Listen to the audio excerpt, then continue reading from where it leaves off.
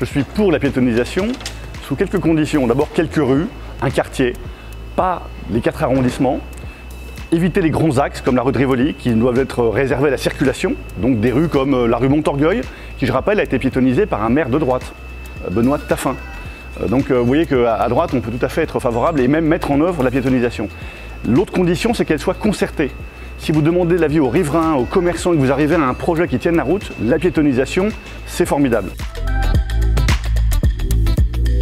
Je suis contre la piétonisation quand elle est faite de manière imposée et d'une manière globale. 4 arrondissements piétonisés, ça a des conséquences sur la vie sociale du quartier et sur la vie économique du quartier.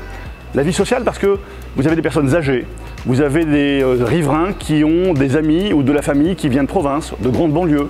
Et quand ils se déplacent pour venir à Paris, le week-end, le dîner, ils viennent en voiture parce qu'ils n'ont pas le choix. On se coupe de toute cette population extérieure et donc les liens sociaux se distendent parce qu'on les voit moins, parce qu'il y a moins d'accès. La deuxième conséquence, c'est que la vie économique d'un quartier qui est piétonisé évolue. Les bars, vous avez des rues de bars, des rues de la soif. Donc les riverains doivent s'habituer à ce que dans les rues piétonnes, comme la rue Montorgueil, comme également la rue des Archives qui est en train d'être petit à petit piétonnisée, vous ayez des bars qui sont ouverts jour et nuit. C'était déjà le cas avant, mais la piétonisation accélère, amplifie et rend permanent cette vie nocturne, bruyante, qui peut rendre les riverains agacés, qui est très dur à gérer. Au lieu d'avoir une vie commerciale qui attire un public qui vient en voiture, de la banlieue ouest, de banlieues de Paris qui viennent passer la journée à Paris pour se faire un bon restaurant et quelques commerces un peu pointus, un peu identitaires. Vous avez un tourisme de masse qui prend la place de ces flâneurs ciblés. Et le tourisme de masse a une consommation très différente.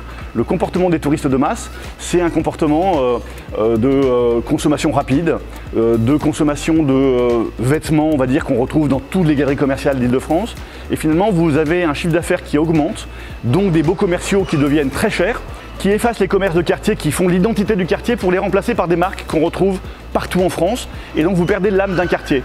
Et donc c'est pour ça qu'avant de piétoniser un quartier, il faut en discuter avec les habitants, avec les commerçants pour être bien d'accord sur le quartier qu'on veut après. Parce qu'une fois que c'est en place, c'est irréversible.